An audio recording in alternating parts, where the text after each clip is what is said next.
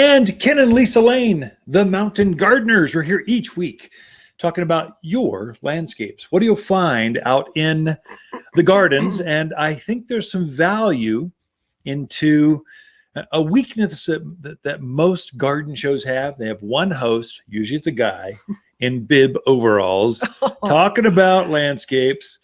And you just get one opinion, one voice, like a monotone thing. Well, I wanted to make it more interesting. And the most interesting person I know in my life is Lisa Watters. She grew up in the family garden center, and she's been gardening, well, don't say it, for at least for a few seasons.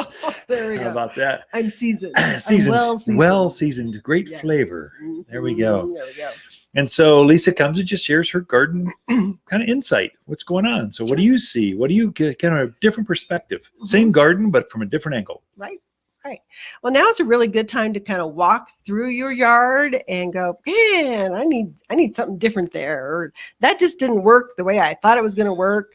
And so you move it to another part of your yard, but then you put something else in. So I think some people get too caught up in the, I've planted it, I'm done, I'm walking away. It either lives or dies now. Right. And there's a big advantage to walking through and just going, well, that plant wasn't as tall as I had hoped it was going to be, or wasn't the color I wanted, or so many things you can change out, whether pots or perennial beds or just your landscape.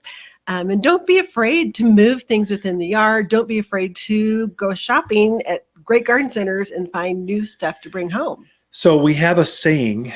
Uh-oh. Which one? The Lane family saying. This is saying number like 77. We have quite a few. So you can't go through life afraid. So that's like we've been preaching at that our kids for forever.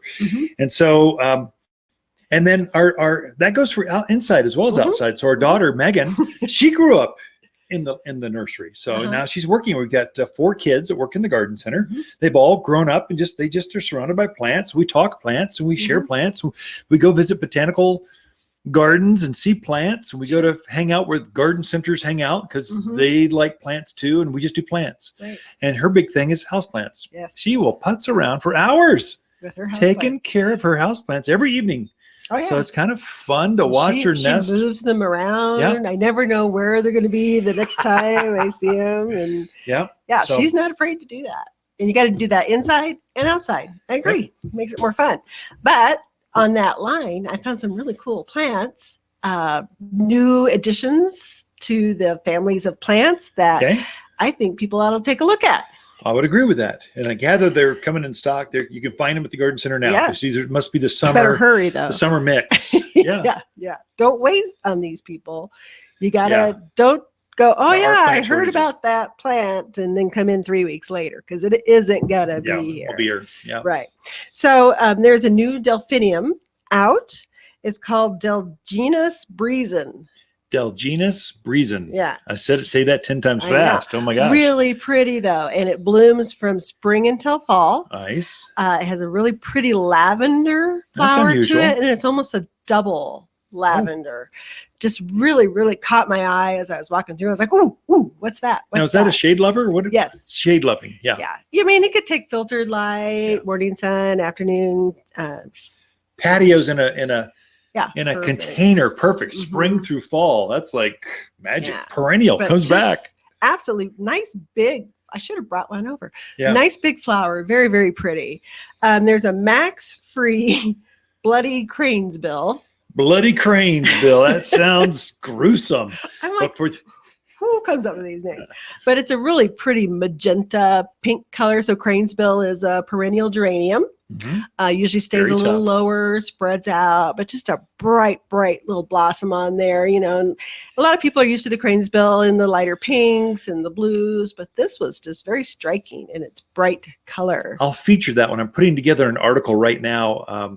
Perennials that make great ground covers in the shade. So that would make a perfect one for that. Cranesbill I did feature, but I'll feature that specific name, that new color, because you just aren't going to see that anywhere else. That is true.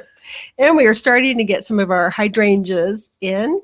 We got the strawberry shake hydrangea nice. Which the blooms start out white, and as they mature, they turn pink. like a strawberry. Yeah. That sounds pretty strawberry cool, shape. actually. So real pretty, nice shaped little hydrangea. We also got our Seaside Serenade Hamptons series in, which is another pink one, but which seemed to do really well in this area. Pinks But do great. really nice for those shady areas to put in. Just a fun little plant for that.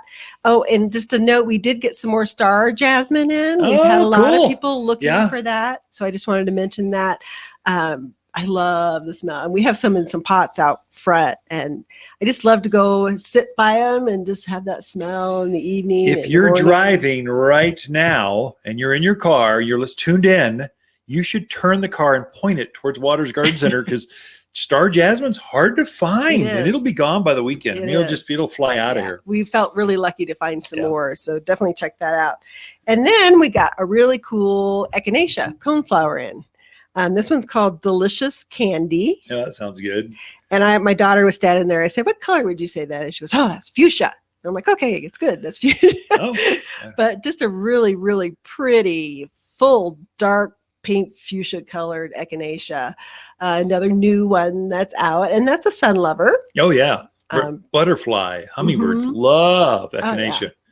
Just a real pretty color. We got a Penstemon, and we actually got quite a few Penstemon in. So if you've been looking for Penstemons, they just now have started showing up. The one we got is Dark Towers, which I really love Dark Towers because it has a dark leaf to it. So the leaf is not brown like you think brown. What would I call it? Burgundy chocolate. There you go. And the flower that comes off of it is a light white to pink. So just really that dichotomy between the two colors, very, very pretty. Penstemons, they are a native. They grow wild out. They're a wildflower. They're going to reseed and come up other places. And hummingbirds are definitely attracted to Penstemon. Right. Is there another name? Is there a common name for Penstemon? Well, the other name I see it go by is Beard's Tongue. Penstemon's better. Never mind. Beard's Tongue and Bloody Cranesbill. There we go. Those are great names. Beard's Tongue in the yard. It is a Penstemon. And we actually got some really pretty ones in pinks and purples, and this Dark Towers is gorgeous. We got a verbena in, a new verbena called Meteor Shower. Oh, neat. Oh. So this one was really cool. It definitely, it's a zone 7 to 11. So it meets our requirements. It's heat and drought hardy, and it self-deadheads. Oh, cool. That's unusual. So really unusual. Perfect for those hot spots. And most of your verbenas tend to be very animal resistant. Oh, very much, yeah. So this would be really cool. And the flower is kind of a dark purple lavender color to it. Yeah.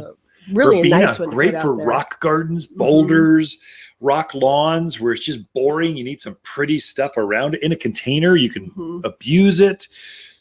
Just run it over with a truck. It keeps blooming. That's verbena. Right. And animals don't eat it. Yeah. Typically. That's right. But anyway, I was glad to see that, the new verbena out there. And then just another note that we did get some Santalina in. Oh, finally. We've had people begging for Santalina, and I couldn't find it. And we finally got some nice 1 gallon ones in. And the Santalina, there again, if you've got a hot, dry spot that's got critters coming by, they leave that Santalina alone. So we use Santalina in our backyard to highlight the paths going up and down the back stairs. So when we have guests over at night, we've got some lighting. So there's landscape lighting. It's a resort feel, but the Santalina is evergreen, tough as nails. Animals don't eat it, and it glows in the dark. Yeah, kind of has a light. So it kind of helps you see where you're going. So it has everything you want. Every yard should have at least one. It's a really cute little yellow, almost daisy-like blossom that comes on it. So just a terrific little plant out there in the landscape. Right out there where the javelina, the deer, the antelopes are munching through stuff. They're not going to eat Santalina. It's got a felty, kind of smelty, smells like herbally. Yeah. And then also just to mention, we got some really pretty agastache in our hyssop. One called Sunrise Violet. And the other one was Ambrosia. Oh, I like that name. I want some more Ambrosia. Yeah. Really pretty colors. The Ambrosia is kind of a little more of an orangey color, and the other one's kind of a pinky violet. All right. Great choices that you can plant right now in the heat of summer. Perennials. June is perennial month. Those are all perennials. Come back every year. Ken and Lisa Lane and the Mountain Gardeners. Be right back.